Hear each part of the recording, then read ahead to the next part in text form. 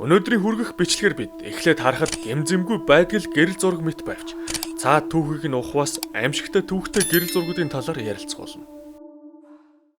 Одоо үзүүлэх гэрэл зургууд цуслан юм уу амралт зугаалгын газарт цагийг зугаатай өнгөрөж байгаа найз нөхөд нэг ангийнхан эсвэл ажлын хамт олонны зураг шиг санагдаж болох юм. Эхний зургууд дээр хүмүүс энгийн өдөр тутмын хувцастай байх бөгөөд эдгээр зургнуудаас тэр чигтээ аз жаргал баяр баясгал мэдрэгдэж байна. Харин дараагийн зурагт өнөөхөл хүмүүс өмнөх зургуудад байсан янзаараа хөгжилтэй цэнгэлтэй байх боловч тэд бүгд дөрөмт хувцастай болсон байгаагаараа ялгарх юм.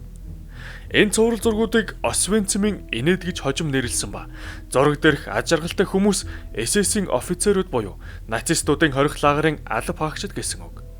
Зургуудаас харахад тэд чөлөө цагаараа жирийн лэргэчиг дуулж хуурдан өнгөрөж байгалийн сайханг биширж байсныг харж болно. Гэвч тэдний энэ байгаа газраас километр хүрэхтэй өгөөтэй газарт буюу хорих лагерт олон зуун жирийн хүмүүс өдөр бүр аимшигт үхлээр үхэж байлаа. Эдгээр гэрэл зургуудаас бид тэдгээр үхлийн хорих ангиудад болж байсан аимшигт зүйлсийг гардан үйлдэж байсан хүмүүс жирийн амьдралдаа бидний л адил хүмүүс байсныг харж болно. Зурагт үзүүлсэн аз жаргалтай хүмүүс маргааш нь л гэхэд ээлж солигдсон ахин хүнлэг бус аимшигт аллахуудаа үйлдэхэр ажилдаа ханцуу шамлан очно гэхээр итгэхэд ч бэрх юм. Харин энэ зурагт бид нэгэн түүхэн гэмт хэргийн дараах гэрэл зургийг харж байна. 1963 оны 11-р сарын 22-нд Америк нэгдсэн улсын ерөнхийлөгч Джон Фицжеральд Кеннедиг Даллас хотод буудан хөнөөснөөс 2 цагийн дараа онгоцон дотор хийгдсэн гэрэл зургууд юм. Тус зурагт ерөнхийлөгчийн орлогч Лэндон Джонсон дөнгөж саяхан нөхрөө алдаад уг гашууд автсан байгаа тэргүүн хатагтай Жаклин Кеннеди болон өөрийн эхнэр мөн бусад албатуудын дэргэд зогсоод ерөнхийлөгчийн үүргийг орлого тангарага дөнгөж өргөд дуусаад байх үеийн зураг гэжээ. Зургийн ихэнх хэсэгт X тэргүүн хатагтай Кеннеди байх бөгөөд нөхрийнх нь цус өсөрсөн хувцаач сольж амжаагүй байгаа гэдэг байна. Онгоцонд байгаа хүмүүсийн царайгаас бүгдд нь ууг гашуу мэдрэгдэж байгаач нэг л царай төдийлөн гуниглаагүй харж болно. Тэргүүн хатагта ууг гашууд автан юу болсон талаар бүрэн ухаарч ойлгоочгүй байгаа мэт зогсох зур. Дэд ерөнхийлөгч Джонсон өөрийн танилтайгаа юм ярьж байгаа нь энэ үеэр авсан өөр нэгэн фото зурагт бууссан юм. Тэр хүн нь Конгрессийн гишүүн Альберт Томас гэгч байсан ба дараагийн зурагт буюу Джонсон ерөнхийлөгчийн тангарага өргөд дууссаны дараа Альберт түнлөө учир битүүлгээр инээмсэглэж нүдэ ирмэж байна. Хожим янз бүрийн хувилдааны онолчдын ярианы гол сэдвүүдийн нэг болох уг дуулант зургийг цагаан ордны зурагчин Сесил Стоутон дарсан байдаг. Мөн хожим уг нислэгийн үеэр шинэхэн ерөнхийлөгч Джонсон ёс зүйгүй баяр баясгалантай мэт байсан гэх цуу яриг онгоцон тухайн үед байсан зарим хүмүүс гаргасан авч үзэх юм бол нөхцөл байдал бүр сонирхолтой болоод ирнэ. Хожим хүмүүс энэ зургийг янз бүрээр тайлбарлахаар оролддог ба зарим нэг нь зүгээр л найздаа нүдэ ирмэж байна гэдэг юм. Үнэхээр түүний энэ ирмэлт нь гэмгүй байж болох ч дөнгөж ерөнхийлөгч нь алагдаад удаагүй байхад ууг гашууд авцсан эхнэрийнхэн дэргэд ерөнхийлөгчийн орыг залгах тангарага өргөд дууссан хүн лөө баяр баясгалантайгаар нүдэ ирмэх нь бас л хашгиралтай гэдгийг хүлээн зөвшөөрөх хэрэгтэй. Ерөнхийлөгч Кеннедигийн аллагтай холбоотой хувилдааны онолуудын талаар маш дэлгэрэнгүй бичлэг манай сувагт өмнө нь орсон. Ямар нэгэн шалтгаанаар үзээгүй өнгөрөөсөн бол үзхийг санал болгоё. Дараагийн үзүүлэх зураг бол Англа Хёгландын сүүлчийн гэрэл зураг юм. Охин бэлтгэлээ тараад гэрлүүгээ дугуугаар харж яваад 2008 оны 4-р сарын 5-ны өдөр ор сурггүй алга болсон байна. Уг хэрэг Швед улсын нэгэн жижиг хотод болсон бөгөөд яг энэ үед нь хотын нэгэн иргэн шинээр авсан камераа шалгаж орчин тойрны танихгүй хүмүүсийн зургийг дарж байгаад сурггүй болсон охиныг алга болохоос нь өмнөх нь зурагтаа буулгасан нь тэр байж. Зурагч мэдээж эдгээр зургийнхын донд тун удахгүй сурггүй алга болох охины зураг байна гэж тухайн үедээ огтхонч төсөөлөөг нь ойлгомжтой. Тэр өдөр Англи охин гэртээ ирээгүй. Ээж нь төгшин охин луугаа залгаж байсан ч охин нь уцсандаа хариу өгөхгүй л байлаа. Ээж нь төдөлгүй охиныхоо өдөр бүр ирдэг замаар явж түүнийг ирж хайсан ба өнөөх фото зурагт охины унаж яваанд буусан ундаг дугуйг зөвхөн ойгоос олсон байна. Дугуун ойр орчимд өөр ямар ч уул мөр сэжин байгаагүй. Энэ аимшигт олдврынхаа талаар ээж нь цагдаад мэдэгдэж охины сурггүй болсон хэрэг Швед байтугай нийт Скандинавын орнуудад ч тарсан байдаг. Охины дугуй олцсон газрын ойр хаваар төд удалгүй эрэл хайгуул хийгдсэн ч охины ямар нэгэн уул мөрийг олж чадаагүй гэв. Эхлээд хүмүүс энэ хэрэг охин ойд зугаалахаар яваад хэдэн цагийн дараа 9 минут олдож төгсдөг хэрэгүүдийн нэг байгаасаа гэж найдаж залбирч байсан ч цаг минут нь өдөр хоногоор солигдох мөчөд охиныг 9 минут олох найдвар баг замхран одож байлаа. Англи охины талаар олон нийтэд тарах үед бичлэгийн ихэнд дурддагдаад өнгөрдөг зурагч маань өөрийгөө тухайн өдөр сургуу болсон охины зургийг буулгаснаа ойлгон цагдаа нартаа тэр даруй холбогдож тухайн өдөр авсан зургуудаа өгсөн юм.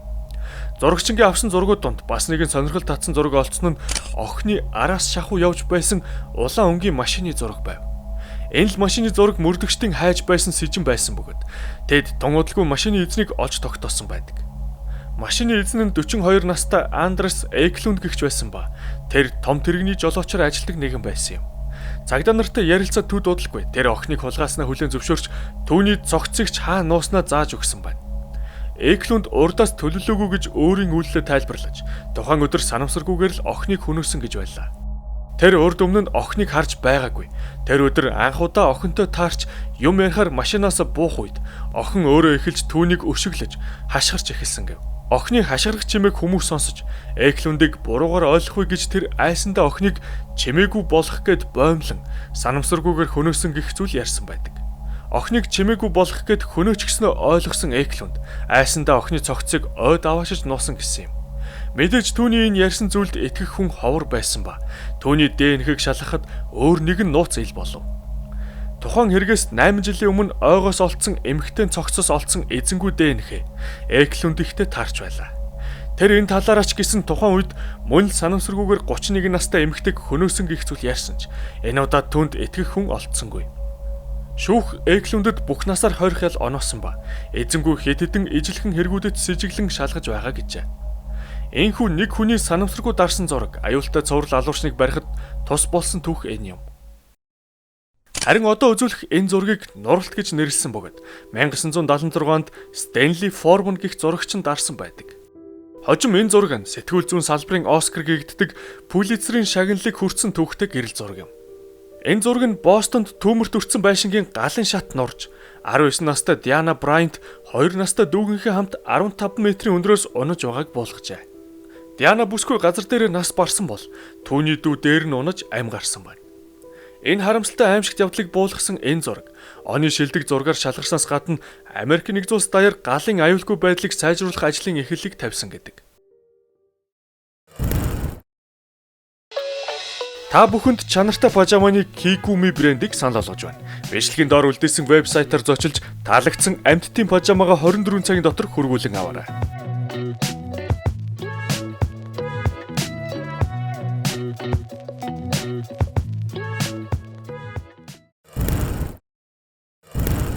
Дараагийн үзүүлэх гэрэл зургийн эзэн Жо Мартинес гэгч өөрийн эцэг эхийн хурмын 50 жилийн ойн баярт эхнэрийн хамт оролцож байв. Тухайн үед Жо мансууруулах бодисын гүнзгий хамааралтайгаа тэмцэж байсныг уг баярын арга хэмжээнд оролцож байсан хүмүүсээс хэнэн ч мэдэхгүй байсан гэжээ. Жогийн хожим хэлснээр тухайн үед мансууруулах бодис түүнийг жинхэнэ утгаар нь хөнөөж байсан үе гэж дурссан байдаг. Харин Жогийн эхнэр нөхрийнхөө энэ үхлийн зуршлыг нь мэддэг цөөхөн хүний нэг байсан ба хэзээ нэгэн өдөр нөхөр нь үүнийг даван туулж чадна гэдэгч мөн итгэдэг байсан гэв. Хосууд тэр өдөр Жог жинхэнэ утгаараа ухаарч хорт зуршлаасаа бүр мөсөн салах хүч тэнхэ итгэл найдвар олно гэдгийг нь мэдээгүй байсан гэж хожим дурсан ярив. Тэгэхээр юу Жог ухааруулж үхлийн зуршлаасаа салахад нь гол нөлөө үзүүлсэн бэ гэхлээр одоо үзүүлэх гэрэл зураг юм. Хосууд тухайн баярын өдөр хамтдаа энэ зургийг даруулсан байдаг. Эхлээд харахад ямар ч гэмгүй мэт энэ зурагт Жогийн ард ямар нэгэн ойлгомжгүй зүйл байгааг анзаарч болно. Тухайн баяраар зөвхөн Жогийн ойр дотны гэр бүлийнхэн цугласан ба түүний мөрөн дээгүүр цухах нохооныхтой төстэй царай яавч тэнд байх боломжгүй гэжээ. Тухайн оройн бусад гэрэл зургуудад болон ирсэн гэр бүлийн зочдын хэнэнч тэр өдөр ямар ч нохоо түүнтэй төстэй зүйл хараагүй гэж мэдэгдсэн байна. Нэг үгээр бол энэ зурагт тэнд байх боломжгүй зүйл буусан гэж тэд үзсэн юм. Эхнэр нөхөр хоёр энэ нохоог санагдуулсан зүйлийг чөтгөр шулам муу ёрын ямар нэгэн зүйл гэж хүлээн авч Жо өөрт нь илгээж буй дохоо гэж үзэн хорт зуршлаа хаях илүү урам зориг итгэлтэй болж хожим энэ зуршлаач бүрэн хайж чадсан байна. Жо энэ талаараа энэ зурагт миний баруун талд сайн сайхан гэрэл гэгээ байгаа бол зүүн талд муу муухай байна гэд энэ зургаа үргэлж биедээ авч хорт зуршлаа сэдрэх хүсэл төрөх тоолонд өөртөө сануулга болгон ахин дахин үздэг гэжээ. Энэ зурагт үнэн хэрэгтээ юу ч буусан байна. Хэнийг нэг үхлийн хорт зуршлаасаа салхатан тусалсан сайн хэрэг болсон байна. Харин энэ зургийг болзооны үеэр дарсан зураг юм. Хэдий эхлээд харахад ямар нэгэн аюул занал хийлэл төдийлөн анзаарахдаггүй уг зургийн ард эвгүй нэгэн түүх бий. Хүмүүс онлайнаар танилцж уулзах явдалд янз бүрээр ханддагч дэлхий дээр олон зуун мянган хүн Tinder гэх мэт үйлчлэгийг ашигладаг. Ийм төрлөөр танилцахын нэг том сул тал нь удаан хугацаагаар зурс бичин харилцах явцад огтоос танихгүй хүн нэг л мэтгэд хизээ язааны сайн танил шиг итгэлтэй нэгэн мэт санагдаж эхэлдэг гэдэг байна. Энэ л үед та өөрийн болгоомжоо алдан огт мэдэхгүй нэгэнтэй уулзахаар явснаар өөрийн амь насыг тодорхой хэмжээгээр эрсдэлд оруулж байдаг. Бичлэгийн эхэнд үзүүлдэг энэ гэрэл зургийн түүх 2014 оны 8 дугаар сард болжээ. Вариана Врайт гэх 20 настай Шинэ Зеландын иргэн бүсгүй тэр үед Австральд найз бүсгүйнхээ хоримд оролцохоор аялж байсан юм. Хэдий тухайн үед бүсгүйд сайн найз нь наран шарлагын газар алтан шаргал ил зэрэг байсан ч бүсгүйд өөр нэгэн зүйл дутагтаад байсан гэв. Тэр утсаа нээж Tinder аппликейшнээрээ төд удалгүй Gable Toasty гэх залуугийн зургийг харсан байна. Залуу түүнд таалагдсан ба төд удалгүй тэдний дунд зурвсаар харилцаа үүсэж маргааш нь гэхэд боддороо уулзахаар болжээ. Уулзаатч Gable түүнд улам ихээр таалагдсан тул тэд залуугийнх руу явсан нь бүсгүй хувьд маш том алдаа болсон юм. Харин энэ зураг Варианагийн амьд ахуйд хийсэн сүүлийн зураг болж хоцорсон байна. Залуугийн гар утаснаас хожим олцсон аудио бичлэгт бүсгүй хэрхэн түүнээс өөрийг нь явуулахыг гуйж байсан нь бичигдсэн байдаг. Гэвч залуу би явуулмаар л байна. Гэхдээ чи муу охин байсан тул явуулах боломжгүй гэсэн зүйл бичигдсэн байсан гэв.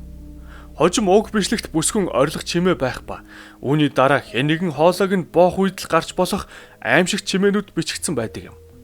Бас өөр нэгэн бичлэгээс залуу хэрхэн түүнийг ухаан алдуулад гэрийнхээ 14 давхрын тагтан дээрээс доош шиднэ гэж сүрдүүлж байсан нь ч бичигдсэн байв. Тэр шөнийн үйл явдал бүрэн дүүрэн тодорхой бус байгаа ба маргааш өглөө нь бүсгүй залуугийн цонхоор унаж нас барсан байдалтай олдсон юм. Бүсгүйн хоолоод боомлогдсон уул мөр олдсон гэжээ. Тэр залуугийн гэрээс унснаас хойш 5 минутын дараа залуу юу ч болоогүй мэт гадаа гарч пицца эзэн нь камерт үлдсэн байв. Хэдий хүн бүрт энэ хэрэг тодорхой мэт байсан ч залуугийн өмгөөлөгчд шүүх хурлын үеэр тангарагтан шүүгчдэд залуу бүсгүй өхөлд ямар ч хамаагүй. Бүсгүй өөрөө солиорч залуу руу дайраад байсанд зохих хэмжээний хүч хэрэглэн өөрийгөө хамгаалсан.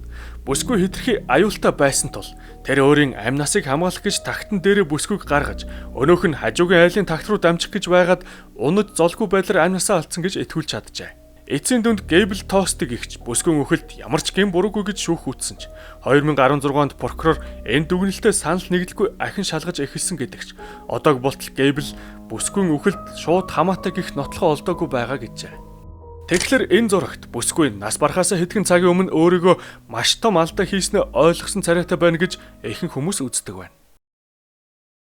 Дараагийн үзүүлэх зураг нүүрсээр зурсан зураг шиг харагдаж байгаач тэртех 1928 онд дарсан фото зураг юм. Энэ зурагт Ruth Snyder гэх эмэгтэйг нөхрөө хөнөөсөн хэрэгээр цахилгаан сандалд суулганд цаазын ялыг гүйцэтгэж байгаа зураг гэв. Яг энэ зургийг дарж байх үед түүний биеэр 1000 вольтын цахилгаан гүйдэлгүйж амь тавьж байсан агшин гэдэг байна.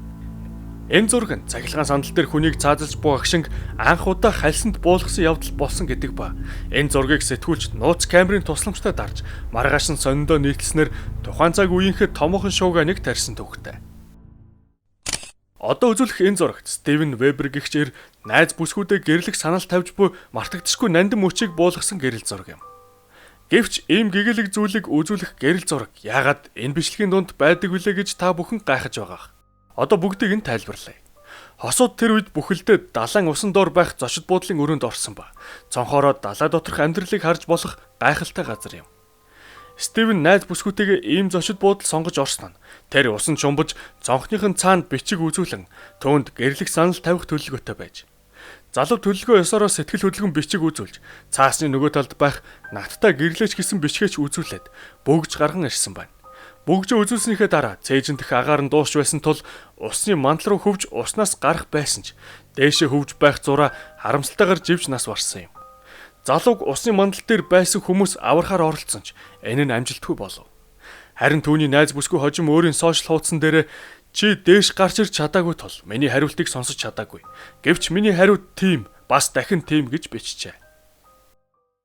Энэ зураг бол Эбби Вильямс гэгч охины сүүлийн зураг юм. Түүний найз Либи Герман 2007 оны 2 дугаар сард энэ зургийг дарсан байдаг. Либи болон Эби нар өсвөр насны охтууд байсан ба Индиана мужийн Дельфи хотод амьдардаг байжээ. Тэд тухайн өдөр ойгоор зугааж явсан бөгөөд хэд хэдэн фото зураг дарсныхаа дараа сураггүй болж хэд хоногийн дараа хэрцгийгээр хөнөөгдсөн байдалтай олдцгоосон юм. Хэдийгээр өргөн хүрээтэй мөрдөн шалах ажиллагаа хийгдсэн ч цагдаа нар одог бол хэрэгтнийг барьж чадаагүй байгаа билээ. Либи охин өөрийн найз Эбигийн зургаас гадна боломжит с ิจ гтний зургийг дарсан ч энэ нь цагдаа нарт үр дүнгээ өгөөгүй байна. Цагдаа нар охтын араас дагах энэ хүнийг тэдний үхэлд буруутай хүн гэж үзсэн ч хэн гэдгийг нь тогтоож чадаагүй. Боломжит алуурчныхаа энэ зурнаас гадна охтууд гар утсаараа бичлэг хийж өнөөх хүний яриаг чалт бичиж чадсан байна. Тэр бичлэгт энэ эрэгтэй охтуудад хандан доошоо буу гэж хэлж байгаа нь сонсогддог гэжээ. Охтууд с ิจ гэх бүхий хүн өөрсдийг нь дагаж байгааг анзаарч чадах чинээгээр түүний эсрэг эцсийн мөч хүртлээр нотлох баримт цуглуулсан ч тэдгээр нь алуурчин барихад нэмэр болоогүй байгаа нь харамсалтай. Одоо нэгэн хуучны зураг үзээд энэ бичлэгээ төгсгөе. Энэ зураг Вьетнамын дайны үед буюу 1968 онд Вьетнамын Мэлай гэх тосгонд хийгдсэн нэгэн гэр бүлийн зураг юм. Тэр үед Мэлай тосгонд Америк цэргүүд ирж тосгоны буу зэвсэггүүд 500 гаруй энгийн иргэдэг хятсан гутамшигт түүхтэй билээ. Цэргүүд тэр өдөр эрэм хөгшин залуу хүүхэд нь ялхас гээд хэнийг ч ялгалгүй буудан хөнөөсөн юм. Энэ өдөр цэргүүдийн дунд сэтгүүлч Рональд Хеберли гихч байсан ба хожим алдартай болж хил амны бай болсон эдгээр зургуудыг дарсан байна. Түүний зургууд донд энэ нэгэн гэр бүлийн зураг байх бөгөөд тэд бүгд буудуулж хөнөөхтөөсөө хэдхэн хормын өмнөх зураг юм. Рональд энэ зургийг дараад эргэн хараад хэдхэн алхсны дараа автомат буугаар шүршиг чимээ сонсож буцан харахад зураг дээрх гэр бүлийнхэн бүгд өгсөн байсан гэжээ. Зурагны баруун талд зогсон хувцас товчилж буй эмэгтэйг цэргүүд хүчрхэж дуусаад удаагүй байсанд эмэгтэй цамцаа товчилж байсан бол гэр бүлийнхэнд бусад гишүүд тэдэн лөө автомат буугаа онлох цэргүүдээс айн хоорондоо тэврэлтэн байгаа нь энэ юм. Энэ зурагнаас хэдхэн секундын дараа ирэх үхлээ ойлгосон хүмүүсийн айц давтсан царайг харж болно. Хожим энэ аимшигт алгыг үйлцсэн цэргүүдээс нэг л шийтгэл хүлээсэн юм. Хэрвээ үүнийг шийтгэл гэж хэлж болох бол эхлээд бүх насаар нь хорих ял байсан ч хожим нь 3 жилийн гэрийн хорионд байх ялаар солигдсон байдаг. Энэ удаагийн аимшигт түүхтэй гэрэл зургуудын талаар ярьсан бичлэг төгсөж байна. Ирэх 7 хоногт шинэ бичлэгээр уулзалт болно. Баяр таа.